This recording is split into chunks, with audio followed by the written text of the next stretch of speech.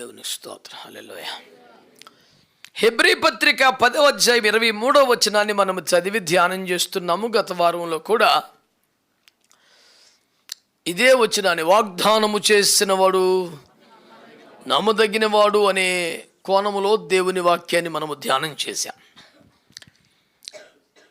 అంతగా నాకు ఓపికగా ఆరోగ్యంగా లేకపోయినా ఒక్క మాట మీ దృష్టికి తేవాలని భారంతో ఆసక్తిగా గత రాత్రి సిద్ధపడి ఈ మాట మీ దగ్గర తీసుకొస్తున్నాను.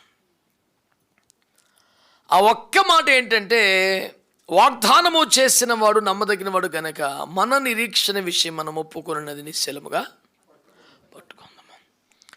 నేను మీ దృష్టికి తీసుకొస్తానుకున్న మాట మన నిరీక్షణ అనండి. ఏంటి మన నిరీక్షణ?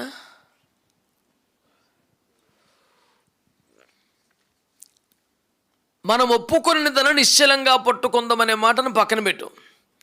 వాగ్దానం చేసిన నమ్మదగిన మాట మనం ఇప్పటికే ధ్యానం చేశాం. ఇప్పుడు మనం ధ్యానం చేస్తుంది మన నిరీక్షణ అనండి. What is our hope? ఏంటి మన నిరీక్షణ? చాలామంది నిరీక్షణ కష్టాలు కలకాలం ఉండవండి, దేవుడు తప్పక ఆశీర్దిస్తారండి, ఎప్పటికి ఇలాగ ఉండిపోం కదండి, తప్పకుండా అభివృద్ధి పొందుతామండి, 10 దినములే శ్రమ కలుగునని బైబిల్లో ఉంది కదండి, 11వ రోజు మన కోసం తప్పకుండా రాసిపెట్టి ఉందండి, దేవుడు ఆశీర్వదిస్తాడండి. వాళ్ళ నిరీక్షణ ఒక అద్భుతం కొరకు, వాళ్ళ నిరీక్షణ ఒక ఆశీర్వాదం కొరకు, వాళ్ళ నిరీక్షణ ఒక సంపద కొరకు, వాళ్ళ నిరీక్షణ ఒక లైఫ్ సెటిల్ చేయగలిగిన ఒక మిరాకిల్ కోసం.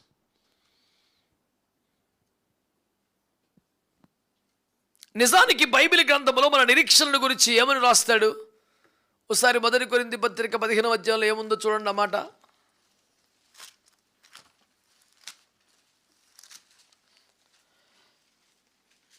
మరి 19, 1 కొరింథీ పత్రిక 15-19.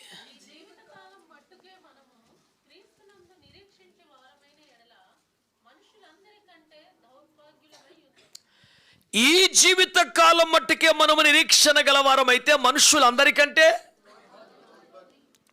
ఇబ్బంది పడకుండా చెప్పండి అన్నమాట.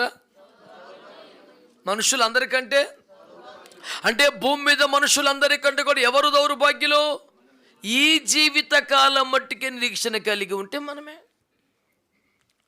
అంటే దీన్ని బట్టి స్పష్టంగా ఏం తెలుస్తుంది? మన నిరీక్షణ ఈ జీవిత కాలం మట్టు కాదు, దీని తర్వాత జీవితానికి సంబంధించింది.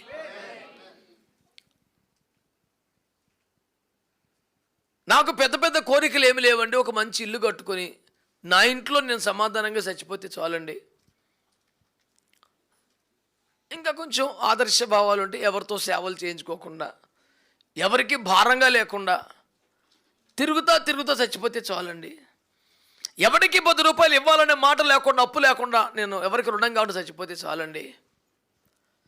వినడానికి ఎంతో మర్యాదగా, గౌరవప్రదంగా, హుందాగా, ఆదర్శ భావాలుగా కనిపించేవి ఇవేవి కూడా దేవుని దృష్టిలో ఎన్నికైనవి కాదు, చాలా సాధారణ విషయం.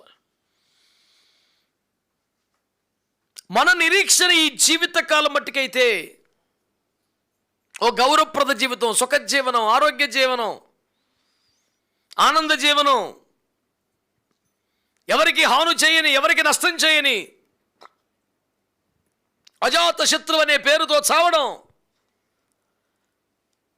ఇవి మనుష్యులందరికీ సాధారణంగా ఉండేవే కదా. ఇందులో గొప్పే ఉన్నది.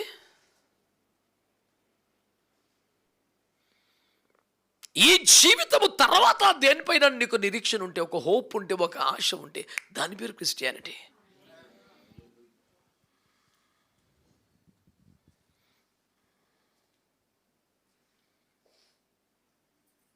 మన నిరీక్షణ విషయమైన మనం ఒప్పుకున్న నిశ్చలముగా పట్టుకుందాం అంటున్నాడు కదా. అసలు ఏంటి నిరీక్షణ మందే? మన నిరీక్షణకు సంబంధించిన మొట్టమొదటి మాటే అసలు ఈ లోకానికి సంబంధించిన, ఈ జీవితానికి సంబంధించినది ఏది మనము నిరీక్షించేది కాదు. అసలు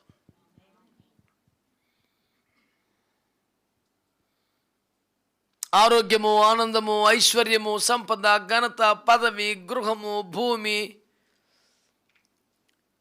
ఇది ఏదైనా మన జీవితానికి మన అవసరమును బట్టి సమయోచితంగా ప్రభు అనుగ్రహిస్తున్నారు. వాటితో సాధారణ జీవనం గడుపుతూ అసలు మనకున్న నిరీక్షణ కొరకు సాగటమే క్రైస్తవ్యం తప్ప ఇదే మన నిరీక్షణ కాదు కదా. మనం ఆశపడి ఎదురు చూసేది కాదు కదా. హెబ్రీ పత్రిక 11:1 విశ్వాసం అన్నది నిరీక్షింపబడ్డ వాడి యొక్క నిజస్వరూపం అన్నాడు కదా. ఏమి నిరీక్షింపబడుతుంది అసలు? ఏ నిజరూపం మనకు కనబడుతుంది కళ్ళలో? నాకు చాలా అనారోగ్యంగా ఉంటుంది, గాయమై 2 నెలలు అయింది, ఇంకా తగ్గలేదు, దాంతో పాటలు పడుతున్నాను కాబట్టి నేను నిరీక్షించేది ఇప్పుడు స్వస్థత మాత్రమేనా?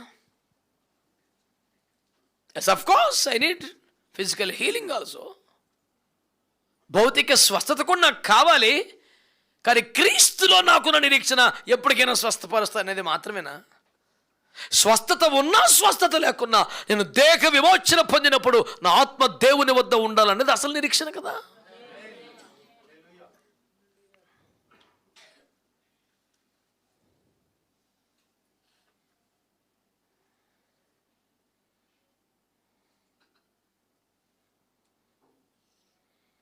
పౌలు గారు తన ఆరోగ్య విషయంలో 3 సార్లు ప్రార్థన చేశారట ప్రభుని. 3 సార్లు అడిగారట. ముఖాముఖిగా దైవ దర్శనం కలిగినప్పుడు అయ్యా నన్ను స్వస్థపరచమంటే ప్రభు క్లియర్ కట్గా చెప్పారు, వద్దు నాన్న, ఈ ముళ్ళు నీకు అవసరం ఉండని, తట్టుకోగలిగిన, కాపాడుకోగలిగిన, నిలబడగలిగిన, ఈ ముళ్ళుతో కూడా సేవ చేయగలిగిన కృప నీకు ఇస్తానులే అని ప్రభు అన్నారట.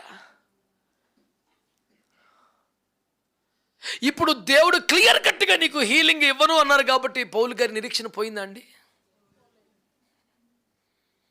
అసలు నిరీక్షణ అది కాదు అసలు పాయింట్. ఆయనకి ప్రభు దర్శనం కలిగింది కనుక అయ్యా నీ చిత్తమైతే స్వస్థపరచు అన్నారు. లేదు నాన్న, నీకు ఇది ఉండాలిరా, ఇది లేకపోతే హెచ్చిపోతావు, నిత్యములో నీ స్థానం తగ్గిపోద్ది, ఇది పొడుస్తూ ఉంటే ఎప్పటికప్పుడు నేను కూడా మామూలు మనిషినే, యుగముల పూర్వము నుండి మరుగైన దేవుని మర్మము నాకే బయలుపరచబడినా, ప్రధాన అపోస్తులు కాకపోయినా, నేను చేసిన సంఘానికి హింసను బట్టి అపోస్తుల అర్హత లేకపోయినా, నా చేతులతోనే పునాదులు వేయించిన, ఈ మర్మాలనికి నన్ను గృహ నిర్వాహకుడిగా మార్చిన, సాక్షాత్తు క్రీస్తుని పొలడుచుకునే ఛాన్స్ ఇచ్చిన, పరదేశికి వెళ్ళి సబ్జెక్ట్ నేర్చుకుని ఇక్కడ బోధించేంత కెపాసిటీ నాకు ఇచ్చిన, నేను మామూలు మనిషి నన్ను గుర్తు చేయడానికి ఒకటి పొడి చేతి పెట్టాను నా లోపల. నేనంత పెద్ద ఎక్కువేం కాదని, అది పొడుతూ ఉంటే నేను లేకపోతే అసలు మనం నేనంటే ఏంటో ఉన్నాం అనేది వస్తుందేమో, ఒకవేళ అలా వస్తే నా నిత్యములో స్థానం తగ్గిపోద్దని నన్ను ఎప్పుడు కూడా రే నువ్వు మామూలుడివే, నువ్వు బలహీనుడివే, మనిషివే పొడిచేతోటి పెట్టాడు నాకు. దీనివల్ల మన పర్మనెంట్ పొజిషను ఎక్లాసుకుంటుంది, డోకా లేదు. పొడవని ఈ బెటర్, దీన్ని భరిద్దాం మనం.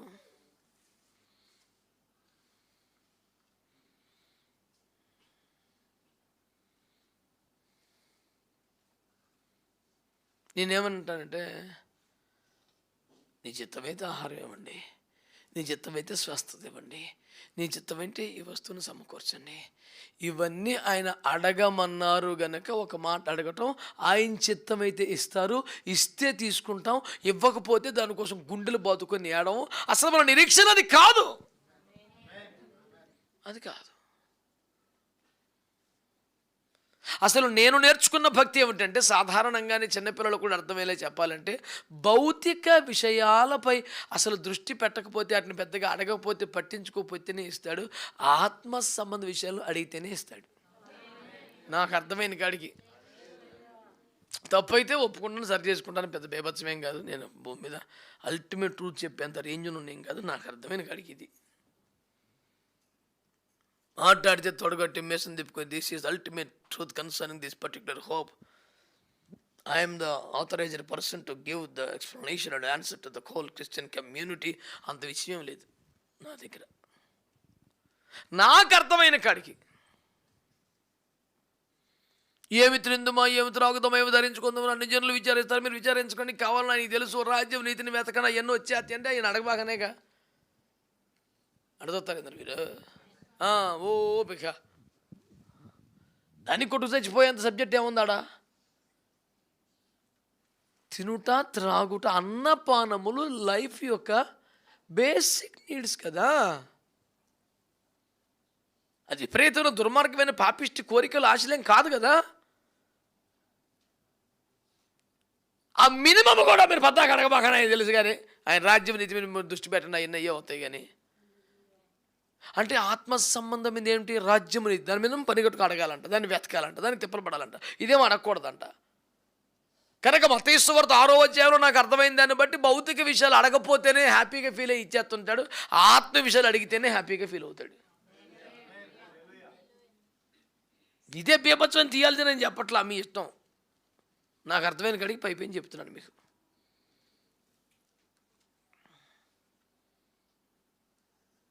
ప్రార్థనలో ఒక గంట గడపగలిగిన కృప నీకుంటే దాన్ని భౌతిక విషయాలకు ఎందుకు ఆ గంట ఖర్చు పెట్టాలనేది నా భావన. అది నువ్వు గంట సేపు ఏమాత్రం డైవర్ట్ అవ్వకుండా అనర్గళంగా ప్రార్థనలో గడపగలిగిన కృప నీకు ఉందనుకో, దాన్ని భౌతిక విషయాలు ఎక్స్ప్లెయిన్ చేసుకుంటూ ప్రార్థన చేయడం అవసరమా? ప్రభా, ఒక పక్కన బియ్యం రేట్లు పెరిగిపోయినాయి, మరొక పక్కన ఆయిల్ రేట్లు పెరిగిపోయినాయి, మరొక పక్కన కూరగాయలు కూడా ధరకు అందట్లేదు ప్రభా, నువ్వేదన్నా చేయి ప్రభా, మంచి వర్షాలు మంచి కాలంలో పండివ్వండి, మంచి పంటలు పండివ్వండి, తక్కువ ధరకు రానివ్వండి, రైతు బజార్లో మీరు ఉండండి, మార్కెట్లో మీరు ఉండండి. ఇది ఎందుకు రా గంట సేపు దీనికి? నువ్వు గంట సేపు ప్రార్థించగలిగిన కృప నీకున్నప్పుడు నువ్వు ప్రార్థించాల్సిన అంశాలు చాలా ఉన్నాయి. దేవుని రాజ్యానికి అసలు పరలోక ప్రార్థన అని చెప్తున్నారు కదా భక్తులు, భూలోక ప్రార్థనే. ఆ ప్రార్థనలోనే యేసు ప్రభువు ఏం చెప్పారు సార్? మనకు అంశాలు ఇచ్చారు ఆయన. ఇవి చేయండిరా బాబుని. నాలాంటి మట్టి బుర్రకి ఏం చేయాలో తెలియదు, స్తోత్రం అని గడిపేస్తున్నాం అనే కదా అంశాలు. ఏం చేయమన్నాడు? నీ నామం మీరులాగూ ప్రార్థన చేయడి. అంతేగా ప్రేయర్ పాయింట్స్ ఇచ్చారు ఆయన. ఇచ్చి ఏం చేయాలి? నీ నామం అంటే ఆయన నామం కోసం మనం ప్రార్థన చేయాలి.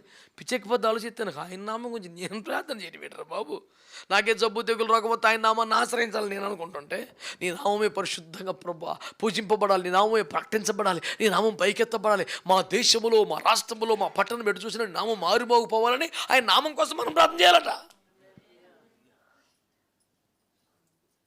ఆయన రాజ్యం కోసం మనం ప్రార్థన చేయాలట. ప్రపంచంలో భూభాగంలో నాయన ప్రతి చోట, ప్రతి రాష్ట్రంలో, ప్రతి దేశంలో, మా జిల్లాల్లో, మా పట్టణంలో నీ రాజ్యం, మా కుటుంబంలో, మా సంఘంలో, నా హృదయంలో నీ రాజ్యమే రావాలని ప్రార్థన చేయాలంట. ఆమేన్. నా బ్రతుకులో, మా సంఘంలో, మా సేవలో, జరుగుతున్న పరిచర్లో మీ చిత్తమే జరగాలి ప్రభువా, మనుషుల ఉద్దేశాలు నెరవేరకూడదు నాయన ప్రార్థన చేయాలంట. మనం ప్రార్థన అంశాలన్నీ ఆయన ఇచ్చారు మనకి. మనము ప్రార్థన చేయవలసిన విషయాలన్నీ చెప్పి అప్పుడే ఉన్నారు మా అనుదిన ఆహారం. నీ అవసరాలు కూడా చెప్పుకో అని దానికి ఎప్పుడు ఇచ్చారు ప్లేసు? ఇక మొదలుపెట్టిన కాడి నుంచి ప్రభువా, మరి పిల్లలు, తండ్రి మరి పెళ్ళి, తండ్రి మరి డబ్బులు అడిగితే ఇస్తాను ప్రభు, అడుగు ప్రతివానికి ఇస్తాను ప్రభు. అది 7వ అధ్యాయం 6వ అధ్యాయంలో ఎడగబాకని చెప్పాడు.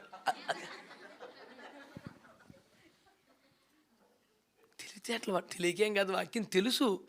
శరీరం యొక్క ఆధిపత్యాన్ని తొక్కేసే దమ్ము లేక, ఆత్మకు ఆధిపత్యం ఇచ్చే అంత మనసు లేక, ఇవన్నీ చవకబారు ఆలోచనలండి. అర్థం కాదు. ఇది మన పెద్దవాళ్ళు చెప్తారు చూడు, నిద్రభయం లేకపోవచ్చు కానీ నిద్రభయం నటించిన లేపలేమని. వీడికి విషయం తెలుసు కానీ అందులోంచి బయటికి రాక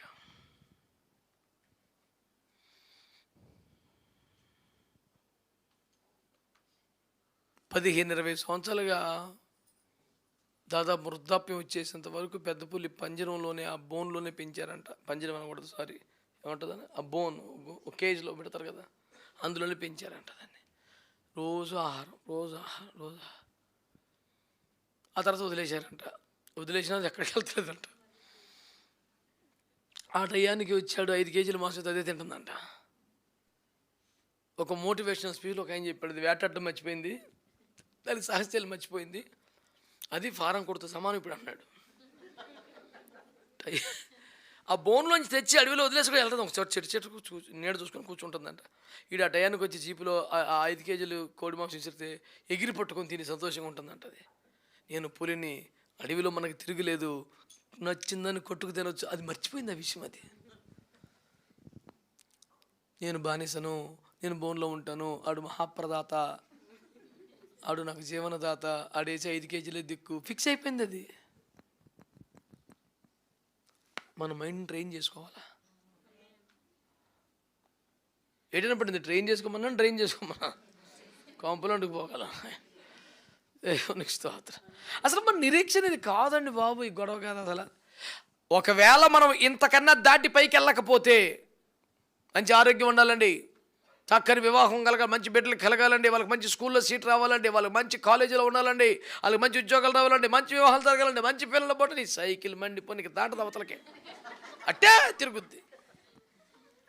వాళ్ళ ఆత్మను పొందాలండి, వాళ్ళ దైవ దర్శనం కలగాలండి, దేవుని రాజ్యం కొరకు వాళ్ళకి భారం రావాలండి, వాళ్ళు పనిచేస్తున్న చోట వాళ్ళు కొన్ని ఆత్మను సంపాదించగలగాలండి, సాక్ష్యాన్ని కాపాడుకోవాలండి, దేవుని మహిమ తేవాలండి.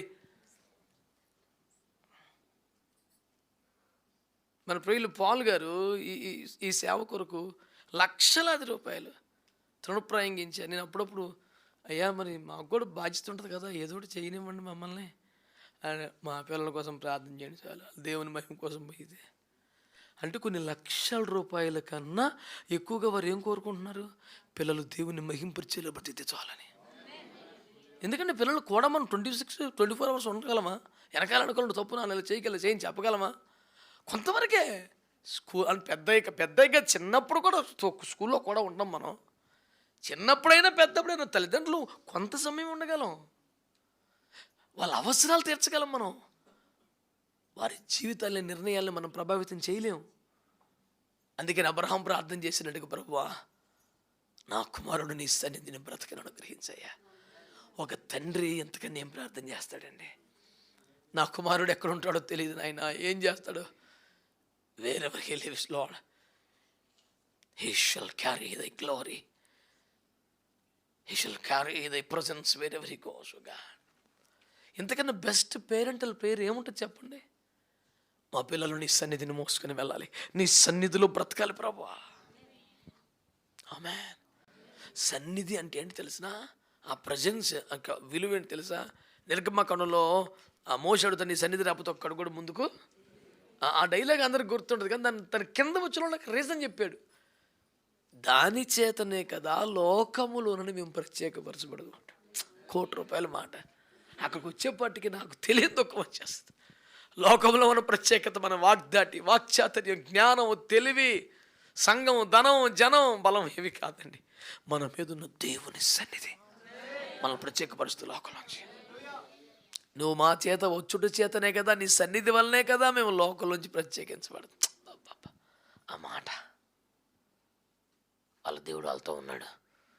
అది ఏదో ఒక తెలియని సన్నిధి ఆయన మీద ఉంది, ఏదో ఒక ప్రభావం ఉంది. అదే ₹1,00,00,000. ₹1,00,00,000 అంటే గొప్పని ఫీల్ అవుతాను అంటమే, కానీ ఆయన సన్నిధిని కోట్లతో పోల్చడం ఏంటి?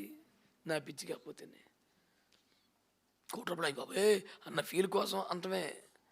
ఎంత విలువని చెప్పాలండి.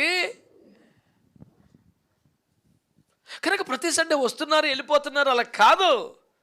You must carry the presence of the almighty God where ever you go.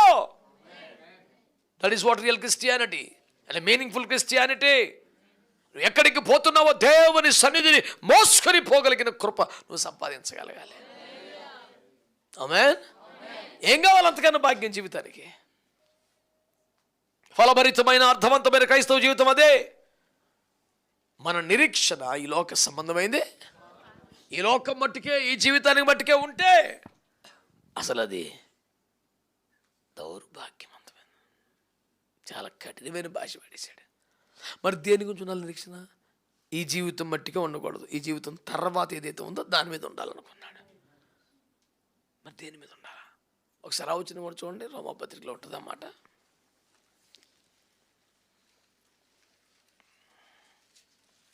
రోమాపత్రిక 5వ అధ్యాయం 2వ వచనం. మరియు ఆయన ద్వారా మన విశ్వాసము వలన ఈ కృపయందు ప్రవేశింపగలవారమై అందులో నిలిచి ఉండి దేవుని మహిమను గూర్చిన నిరీక్షణను బట్టి అతిశయపడుచున్నాం. అతిశయపడుతున్నాడంటే ఏకంగానే దేన్ని గూర్చిన నిరీక్షణ అనాలి. దేవుని మహిమను గూర్చిన నిరీక్షణను బట్టి మనము, అంటే మన నిరీక్షణ ఈ జీవిత కాలం మట్టుకు సంబంధించింది. చెప్పాలి. ఈ జీవిత కాలం మట్టుకు సంబంధించింది కాదు. మరి దేంది? దేవుని మహిమను గూర్చిన నిరీక్షణ అనండి. అంటే మన హోప్స్ ఎవరి మీద, దేని మీద పెట్టుకున్నాం? ₹1,00,000 పెట్టాను, మళ్ళీ సంవత్సరానికి 2 లక్షలు అవుతుంది. ఎర్రచందనం మీద పడిపోరు ఇప్పుడు జనం. ఒక్క 10 సంవత్సరాలు కళ్ళు మూసుకుంటే చాలండి. ఆ తర్వాత నేను అన్నాను, అసలు కళ్ళు మూసుకోలేవు నువ్వు, ఎందుకంటే 100 కోట్లు వచ్చేది. దేవుని స్తోత్రం. గవర్నమెంట్‌లోకి ఎప్పటికప్పుడు చెప్పాలట. ఇది మేము ఈ తోట వేసుకున్నాం, మాదే తోట, మా చెట్లు ఇంత ఇంత బలమైనయి, ఇంత ఎత్తయినయి చెప్పాలట. ఎంఆర్ఓ దగ్గర సర్టిఫికేట్ తెచ్చుకోవాలట. నువ్వు కొట్టేసి ఆ రోజున పెట్టేస్తే అవ్వదు. ఎప్పటికప్పుడు దాని ప్రభుత్వ లెక్కల్లో వీడికి ఎర్రచందనం ఉంది అన్నది ఉండాల. అది కొట్టుకోవడం ఒక ఒక ఒక విశేషం. దాన్ని అమ్ముకోవడం ఇంకా బేబత్స్. అమ్ముకున్న తర్వాత వచ్చిన డబ్బుల్లో సమర్పయామి ట్యాక్సులు, దేవునికి స్తోత్రం, అదొక ఎత్తు. మిగిలిన వాటిలో ఎవడెత్తుకెళ్ళిపోకుండా భద్రపరచుకోగలితే నువ్వు బేబత్సహ. మా చిన్నప్పుడు ఏలూరులో ఒక మహా కోటీశ్వరుడు దొంగలు పడి ఇంట్లో డబ్బు ఉంది కదా నా దగ్గర, దొంగలు ఎత్తుకెళ్ళిపోతారని గోర్ఖవనం పెట్టాడంట. నేపాల్ అతను రప్పించుకొని ఇంకా అడిగారట, మీకు ఇప్పుడు నేను టెన్షన్ పడేవాడు కదా, ఇప్పుడు దొంగలు పడతారని గోర్ఖవనం పెట్టుకున్నావు, రాత్రి హాయిగా నిద్రపోయావా అంటే అని అంట. ఆడు కానీ కొట్టి తీసుకెళ్ళిపోతాడని బెంగ వచ్చిందట. మరి నిద్రపోలేదాడు. చూడండి మానవ జీవితం.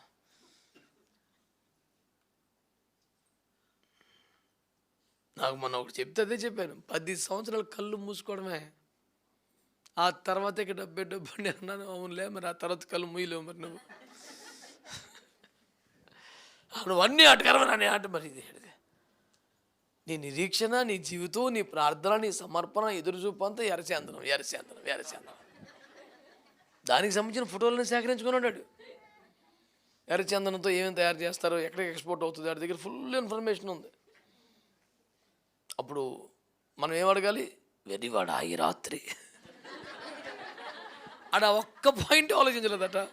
ఉత్తమ రైతు, విపరీతంగా సంపాదించాడు, అవార్డుల మీద అవార్డులు వచ్చినాయి, మహాజ్ఞాని, భవిష్యత్తు దర్శనం కలిగినవాడు, విజనరీ, అది ఇది అన్నారు. ఇన్ని అన్న తర్వాత అవార్డులు తెచ్చి కబోర్డులు పెట్టి అద్దాలు కట్టించి దానికి దుమ్ము పడకుండా చూసుకొని మంచం మీద ఎలకంతలు పడుకొని కాలు మీద కాలు వేసుకొని నా ప్రాణమా అంటే యేసు ప్రభు పలికాడు. ప్రాణం పెట్టిన నేనేరా ఏడు చెప్పాడు. నువ్వు కత్తంటే లోపల నేను సర్లే ఎలాగైతే పలికాను కదా, ఈ రాత్రికి వెళ్ళిపోదాం వచ్చారట. అయ్యో మరి ఇదంతా ఎవరిదంటే మరి అదే నేను అడుగుతున్నానరా.